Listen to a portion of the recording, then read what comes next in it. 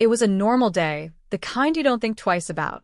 I remember that clearly because nothing about that morning suggested anything bad was coming.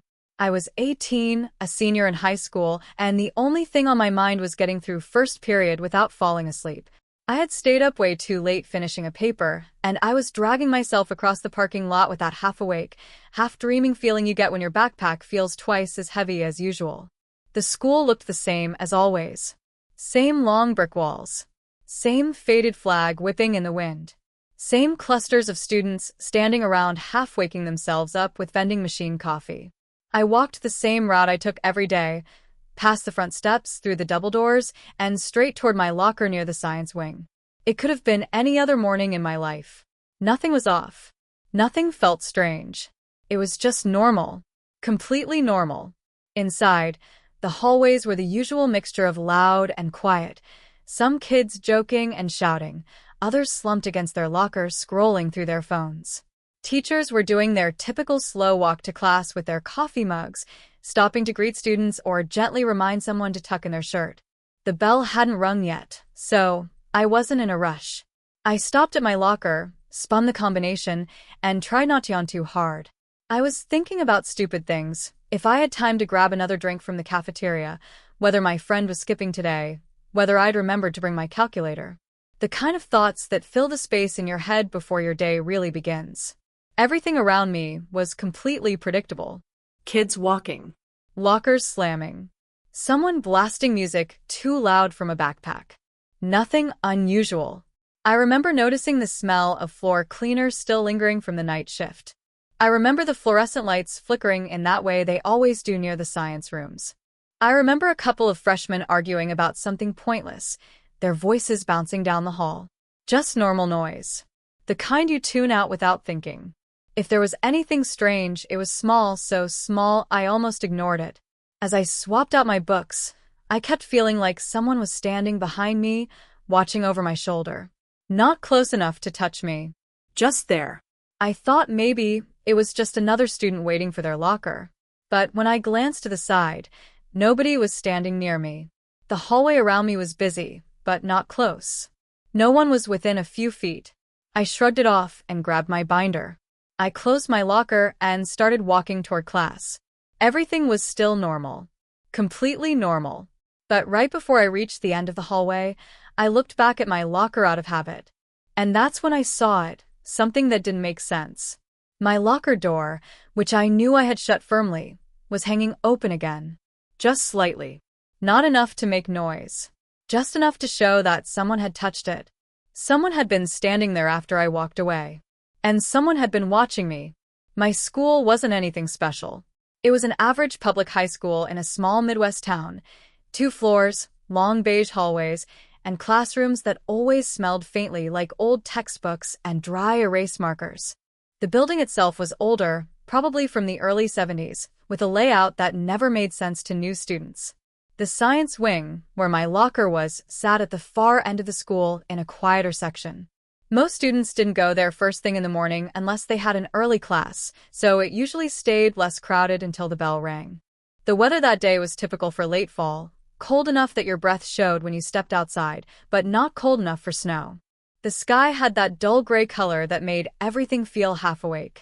Inside the building, the heaters were running loud, clicking and rattling like they always did when the temperature dropped overnight. It was nothing out of the ordinary. Just another weekday. My first class was biology, which started at 7:45. That was why I always arrived earlier than most students. My mom left for work around the same time, so she dropped me off on her way. I didn't mind showing up early. It gave me time to organize my stuff and wake up a little before facing the rest of the day. Usually, I'd meet my friend Marcus by the vending machines, but he had texted me earlier saying he was running late because his car wouldn't start. So it was just me, my binder, and the hallway hum of students drifting in. The science hallway had a few familiar faces that morning. Mrs. Carter, the biology teacher, walked by carrying a stack of graded quizzes. She nodded at me the way she always did, quick, polite, already stressed before the day began. 2 sophomores sat on the floor near the drinking fountain comparing homework answers. A janitor pushed a cart past the lab rooms, replacing one of the trash bags. Everything felt routine. Familiar. I remember thinking about nothing important, just normal school stuff. When my paper was due, what I'd eat at lunch, whether I should try to make up a test after school. My mind wasn't focused on anything outside that typical teenage bubble. If anything, I was more concerned about staying awake than paying attention to the people around me. The atmosphere was calm, but not in a peaceful way. More in that half-busy, half-tired way schools get before the first bell. Teachers prepping lessons, students dragging their feet, lockers slamming, and the occasional burst of laughter from someone too energetic for that early hour. It was all familiar enough that I didn't think twice about being alone for a few minutes. I leaned against my locker and sorted through my notebooks, trying to decide which I actually needed for the day. I wasn't in a rush. I wasn't stressed. I wasn't thinking about anything except getting through another normal morning at school. Nothing felt unusual. Nothing felt dangerous. If anything, the quiet was comfortable. I didn't know then that it was the last normal moment I'd have that day. I started making my way toward the biology room, moving through the quieter end of the science hallway. It wasn't unusual for this part of the school to feel a little empty in the morning. Most students came in through the main entrance, so it took a while before the traffic spread out. Still, something about the silence felt heavier than normal. Not scary, just noticeable. As I walked, I heard a soft metallic click behind me. It sounded like a locker door being nudged, but not fully shut. I paused and looked back. A few lockers stood open from kids who were already inside their classrooms, but none of them moved. No one was standing near them. The hallway was practically empty except for me. I shrugged it off, assuming someone had bumped their locker earlier and it just hadn't latched right. I kept going. A moment later, I heard it again. A faint, slow click. Then another. This time it sounded closer. I turned around again. Same scene. Same empty hallway. Same open lockers. If anyone was messing around, I would have seen them. I waited a second longer just to make sure, but nothing moved. I told myself it was probably just the heating system making the metal expand. The vents were running loud, and the lockers sometimes shifted because of it. It wasn't a big deal. Just one of those annoying noises you get used to when a building is old. When I reached the end of the hallway, I noticed something else. One of the lab room doors, which was normally propped open in the mornings, was shut. The window on the door was dark, even though the lights inside the room were usually left on for the teachers who arrived early. It wasn't alarming, just odd. I slowed down and listened. Nothing at first. Then a faint shuffle inside the room. Not loud. Not aggressive. Just a small movement, like someone adjusting a chair or shifting their weight while standing still. I figured maybe a teacher had come in early and was setting something up. But when I leaned a little closer, the movement stopped. Completely. I stepped back. For some reason, the quiet that followed made the hallway feel even longer and emptier than before. I didn't want to stare at the door, so I kept walking. But the sound replayed in my mind in a way that didn't match any normal noise. Chairs scrape. Papers rustle. Bags drop. This sound was different, soft, controlled, almost careful. I tried to shake it off. I thought maybe I was just overtired from the night before. When you're exhausted, every little sound feels bigger than it is. That's what I told myself. But as I reached the corner of the hallway, something else happened. I heard footsteps behind me. Slow.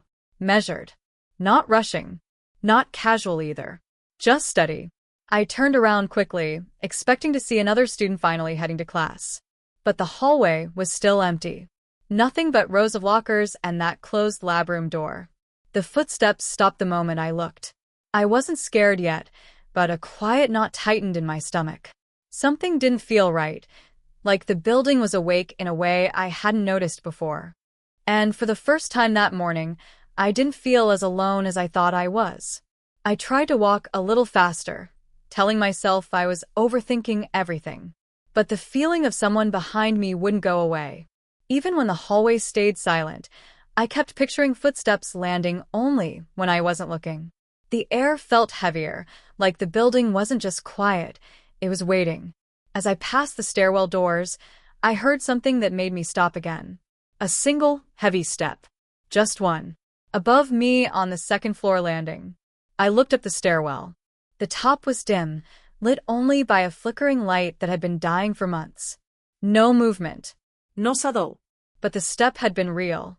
Too solid to imagine. I should have kept walking, but instead I waited, listening. My heart wasn't racing yet, but I could feel it beating harder than normal. I didn't want to admit it, but I felt unsafe. Like I had walked into a part of the school I wasn't meant to be in. I decided to head toward my classroom, just get to where other people were. The bell would ring in a few minutes, and the hallways would fill up. I just needed to get out of that empty section.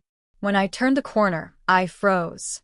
Halfway down the hallway, near the side exit, a man was standing with his back to me. Not a teacher. Not a student. A grown adult I had never seen before. He wasn't moving. He wasn't looking around. He just stood there, hands in his pockets, slightly hunched like he didn't want to be noticed. His clothes looked wrong for a school morning, dark jacket, hood up, sleeves dirty. No ID badge. No backpack. Just standing there. I stepped back slowly, hoping he didn't hear me. The hallway behind me now felt even longer, the kind of long that makes your shoulders tense. I didn't want to turn around, but I also didn't want to keep looking at him. I took another careful step backward. That's when he turned his head slightly, just enough to show he knew I was there. I didn't see his whole face, just the edge of his jaw, the line of his cheek. But it was enough. He wasn't surprised or confused. His body language didn't shift the way a normal person's would if they heard someone behind them. He didn't turn to greet me or step aside. He just paused, like he was listening to exactly where I was. I didn't move. He didn't move. A few seconds passed, but it felt like minutes. Then he slowly lowered his head, like he was adjusting his hood, and took one step toward me. Just one. I backed away instantly, my hands shaking a little. I glanced behind me, hoping to see another student or a teacher coming. Nothing. Every classroom door was closed. The hallway was completely empty. When I looked back toward the man, he was closer than before. Not running. Not rushing. Just walking in a steady, intentional way, like he already knew exactly how far I could go. I realized then that the nearest exit was behind him, and I had just backed myself deeper into the school with no one else around. The quiet wasn't normal anymore. It felt dangerous. Very, very dangerous. I didn't wait for him to get any closer. The moment his foot lifted for another step, I turned and walked fast, then faster, until I was almost jogging back toward the stairwell. I didn't care if it made me look paranoid. Every instinct in me said I needed to get away from him. But before I reached the stairwell doors, I heard footsteps behind me. Not slow anymore. Not measured. Quicker. Harder. Closing in. I pushed through the stairwell door, letting it slam behind me, and ran up the steps two at a time. My breath was loud in the quiet space, echoing off the concrete walls. When I hit the second floor, I turned immediately, hoping I could lose him by slipping into one of the classrooms up there. But the door below swung open. Fast. Too fast. He was in the stairwell now. I didn't look back. I sprinted down the hall, passing dark classrooms and locked storage rooms. The second floor was even emptier than the first. No students. No teachers. Just the sound of my shoes hitting the floor and the heavier footsteps chasing behind me. I reached the end of the hallway and tried the first classroom door. Locked. Second door. Locked. I felt my chest tighten. The third door gave a little. Not open, but not fully locked either. I shoved my shoulder into it, forcing it just enough to slip inside. I pulled it shut quietly and ducked behind the teacher's desk, crouching low so I couldn't be seen from the window on the door. I tried to slow my breathing, but I couldn't. My heart was pounding so loud, I was sure he could hear it from the hallway. His footsteps approached. They stopped right outside. For a moment, everything went silent. I could hear the faint hum of the lights, the ticking of the wall clock, and my own breathing shaking in my throat. Then the door handle moved, slowly at first like he was testing it. Then harder. Metal rattling. He pulled the handle again. And again. The door shook so hard I thought it would break. I looked around for something to block it, but there was nothing heavy enough nearby. I pressed myself back against the wall, trying to stay out of sight. The handle stopped moving. For a long second, there was nothing. Then a quiet tap on the door window. Just one tap. Like he wanted me to know he knew I was inside. I covered my mouth to keep from making a sound. He stood there for several seconds. I could see the shadow of his hood through the glass, slightly shifting like he was leaning closer, trying to look inside. I curled tighter behind the desk, barely breathing. Then the shadow moved away. Footsteps, slow again, heading back down the hallway. Not rushing, not leaving, just moving enough to make me unsure where he was. I stayed hidden, shaking, listening to the distant echoes of his shoes. I didn't know if he was gone. I didn't know if he was waiting. All I knew was that I had come within one locked door of being face to face with him, and he wasn't acting lost or confused. He was looking for someone. And at that moment, I knew he had been looking for me. I stayed behind that desk for what felt like forever, counting the seconds between every sound. My legs were shaking, and my hands wouldn't stop sweating no matter how hard I pressed them against my jeans. I kept listening for footsteps, for a door, for anything that told me where he had gone. But the hallway stayed quiet. Too quiet. Eventually, I leaned out just enough to see the door window. I didn't see his shadow anymore. I didn't see anything. Just the empty hallway, still and gray in the early morning light. I knew I couldn't stay in that classroom forever. The bell would ring soon. Students would fill the halls, and someone would open the door. I needed to get help before that happened, before he tried again. I crawled to the window near the back of the room to see if any staff were outside. The parking lot was still mostly empty. The only car parked on the side lot was an old gray sedan with faded paint and a dented rear bumper. I didn't recognize it as any teacher's. I'd been at the school long enough to know whose cars were whose. But something about that car clicked in my mind. Not the shape or the damage, something more specific. I'd seen that same car idling in the visitor section the week before. One morning, then again the next. Both times it was there before the building opened. At first I assumed it belonged to a parent waiting to drop off a kid early. But I never actually saw anyone get out. I didn't want to jump to conclusions, but the timing lined up too perfectly. Still, that wasn't the part that made my stomach twist. I noticed something taped inside the back passenger window, just barely visible through the glare. A piece of paper. No, not paper. A photo. I squinted. It was a printed picture. A student picture. My student picture. I felt a cold wave rush through me. Worse than fear. Worse than panic. It hit me all at once, sharp and unmistakable. He hadn't just followed me this morning. He had been watching me before today. I backed away from the window, trying to breathe normally, trying not to fall apart. My mind raced through the past few weeks, times I felt stared at in the cafeteria, moments when I thought someone was behind me on my walk home, the weird times I heard a car engine lingering near my street after dark. Things I'd ignored, brushed off, told myself I was imagining. But the picture in that car, there was no guessing. No imaginación. No mistake. He had found me long before I saw him in the hallway. And that wasn't even the worst part. Down in the hallway, somewhere far but not far enough, a door creaked open. Not slammed, not pushed, just opened with slow, careful pressure. The same way he had tested the classroom door earlier. Except this time, I heard keys jingling. A ring of them. Dozens. Keys to rooms. Keys to offices. Keys to doors he shouldn't have. In that moment, the truth hit me harder than anything else. He hadn't broken into the school. He already had access. And he had been using it for a while. I backed away from the window, my hands shaking so badly I had to hold the edge of the desk just to steady myself.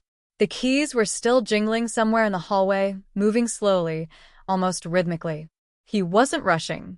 He wasn't searching rooms randomly anymore. He sounded deliberate, like he knew exactly which doors belonged to which wings. And the strangest, most terrifying part was how calm he seemed. Like this wasn't his first time inside the building. Like he had done this before. I crouched low and kept still, trying to decide if I should stay hidden or make a run for it. The picture in his car wouldn't leave my mind. My face staring back through that window, taped there like something he needed to reference. My stomach tightened just thinking about it. How long had he been following me? How many mornings had he sat outside the school watching students come in, waiting for the right moment? The jingle of keys grew louder. He was getting closer. Not running, just walking with steady, certain steps. I crawled toward the back corner of the room and tried to pull my phone from my pocket as quietly as possible. The screen lit up too brightly in my hand. I flinched and turned the brightness down. My fingers trembled so hard, I kept mishitting the numbers. Finally, I managed to dial 911, but before I pressed call, I froze. What if the sound of the dispatcher answering gave me away? What if the vibration made noise? What if he heard? The footsteps stopped right outside the classroom. Then one key slid into the lock. He turned it slowly, like he didn't want to startle whoever was inside, just let them know he was coming in anyway. A cold wave passed through me. I held my breath and pressed myself flat against the wall, as far out of sight as I could get. The knob twisted, Clicked. and then stopped. He didn't push the door open. He just held onto the knob for a long moment, like he was thinking. Or listening. I covered my mouth with both hands, terrified even my breathing would give me away. Then, just as slowly as he had turned it, he removed the key. I heard him pocket the whole ring. The weight of them clinked together softly. His steps moved away, down the hall, fading but not disappearing. Every step echoed deeper into the building, farther from me, but not far enough to make me feel safe. I waited a full minute before I exhaled, then another minute before I crawled toward the door. When I finally reached it, I didn't open it. I didn't even touch the handle. I just knelt there and listened. No voices. No teachers. No students. Just the faint sound of a distant door closing somewhere on the first floor. I never saw him again after that day. The school said they never found anyone wandering the halls. They said no one with a key ring was unaccounted for. They said maybe I misheard some of it in the panic. But the part one can't forget, the part one can't explain still keeps me awake sometimes. A week later, I walked past the staff parking lot on my way home. And the same gray sedan was parked there again. Engine off. Windows fogged. Like someone had been sitting inside. And watching.